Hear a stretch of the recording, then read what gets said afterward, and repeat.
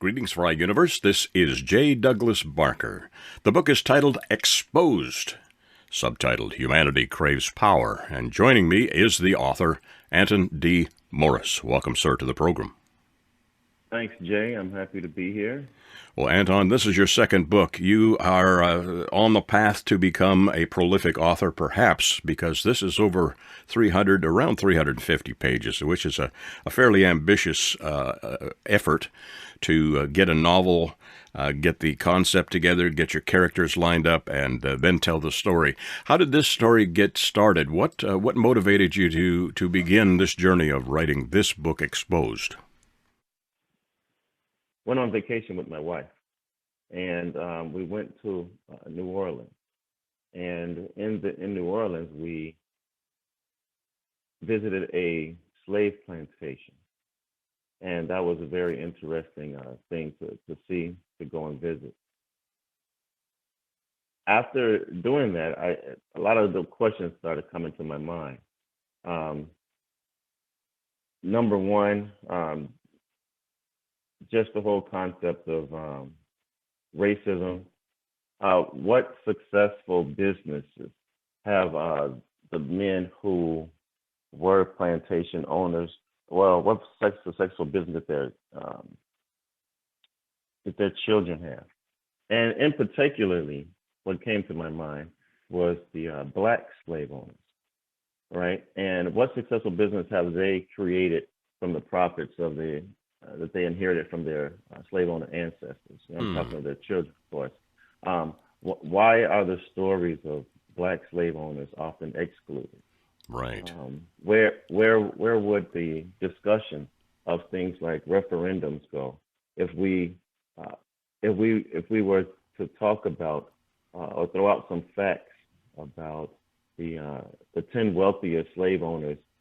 You couldn't mention those 10 wealthy slave owners without mentioning some black slave owners. Mm-hmm.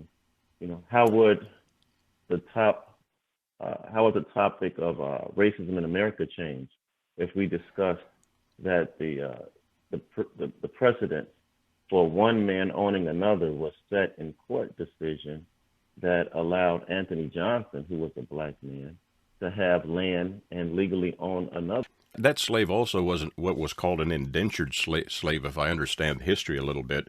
He was supposed to be paying back a debt to the owner, and it was not doing his due diligence in getting that accomplished. That's, I think, the foundation for that story, is it not? Well, Anthony Johnson was an indentured servant.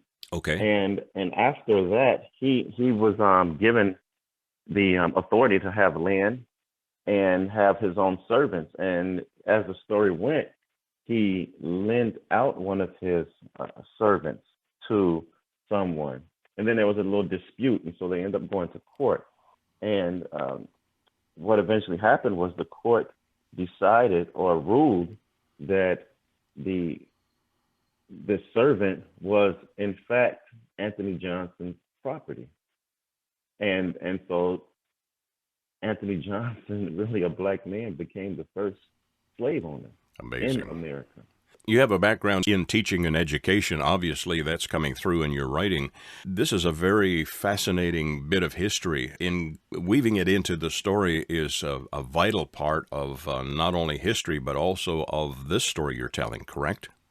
That is true. Let me go back, take a step back. Sure. Traditionally, when it comes to black writers, they've always entwined a little bit of history into telling their stories. And I'm not very much different from that, because one of my goals and something that I definitely believe is that a story should give you the aha moment. You should have those aha moments. And I like to say that this story has one aha moment after the next. It's supposed to entertain and enlighten. Yes. And that's what I set out to do. So entwining history, especially history that may not be well known, ideas and concepts that have been thought of but never really implemented, and just to put some of those things out there.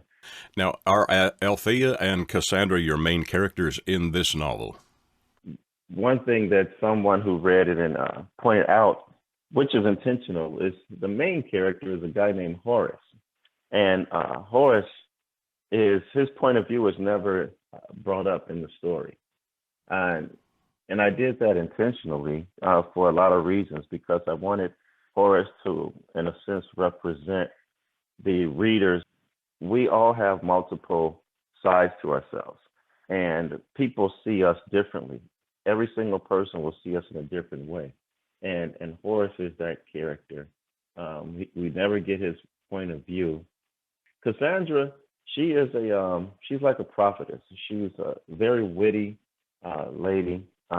One goal that I had with Cassandra was to depict a strong female character, and I think I accomplished that. Did it give you any kind of cautionary feel that you were taking on the aspect of writing from a female's point of view? That again is a little unusual, not unusual necessarily, but do you think you've accomplished a female viewpoint that would be received well by a female reader? As a guy, sometimes it's more easy to stereotype the female character, Right. and but that's something that I definitely didn't want to do. So fortunately for me, I have I have a stepdaughter who is she is just about as much of a feminist as you can be. So there's no way she was going to let me get away with anything like that. But really, here's an interesting note.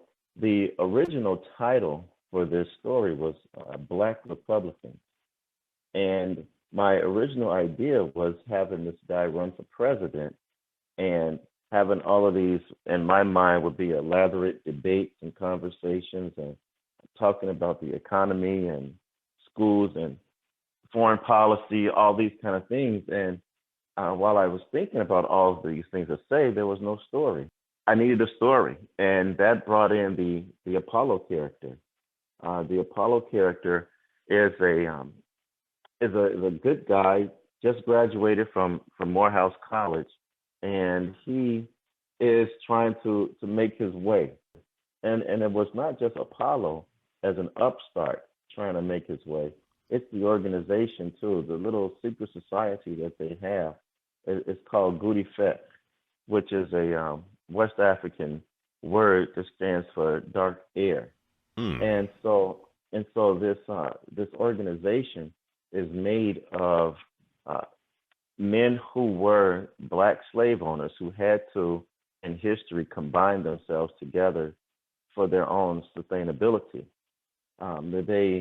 They eventually, during the Civil War, they put their slaves into militia, and they actually used their slaves and to fight against the Union soldiers who came into New Orleans. So that, by my imagination, that organization existed long after slavery, but just in different form. And so now, in present day, they have a good piece of the economy, and they're doing well. So they are upstart because they're trying to move to the next level in the social and the political prestige. And then you have Horace, who seems to represent the ideals of this secret society, and he is being pulled by his own humanity. So he's, in a conflict between the holding the social lines and his compulsion to empower humanity. And then that's the same with Apollo, who is, just an upstart. He wants to be this famous writer. He wants to have a lot of followers. He has his website. And so as he's going through, I started to see him as representing Generation Z. This novel really is character-driven more than action-adventure, then. Would that be an accurate description? Absolutely. Absolutely. If I was just to tell somebody what it's about, like, the plot line is this, it may sound boring. But, and a lot of people, the comments I've heard, a lot of people would say, I'm not really into political books. And then when they read it, they get actually surprised. Beautiful. The storyline will do what for you? If I'm a reader and reading this, there must be an underlying message that you wanted to convey. And I'm sure it comes through from the way you've described it. There's been thoughtful interaction between characters and certainly character development. What is the message I'm going to receive when I read this? Not that it maybe will hit me in the face, but what were you wanting to get the reader to think about? One, I would like the reader just to think about our political structure, how it's set up, and how ironically the best candidate never seems to win. This is a very ambitious effort, I will say that, and one that you should be proud of, having accomplished a 350-page novel that is character-driven, not relying on the cliches, and you certainly have touched on some subjects and some historical moments that are not normally talked about or understood or even discussed. So I think you should be very pleased with that. At least I, from this perspective, think that's a wonderful way to approach not only a novel, but character development. The title of the book, again, is Exposed: Humanity Craves Power. And my guest author, Anton D. Morris. Mr. Morris, where do we get copies of your novel? It's everywhere. I have it in a lot of independent bookstores have picked it up. Then, of course, there's a traditional Amazon and Barnes and Noble. There's Kobo. You can get it at Walmart on their website. You can get a copy from my website at www.antonstories.com. We have it set up where you can actually order a signed copy, and I can sign it and get that sent right out to you. Well, that's fabulous. Thank you, Anton, for joining me today and sharing your story. I think you should be very pleased with, hopefully, the response that it will also garner. Again, a great idea, concept, and interesting approach to character development. The title, again, is Exposed: Humanity Craves Power.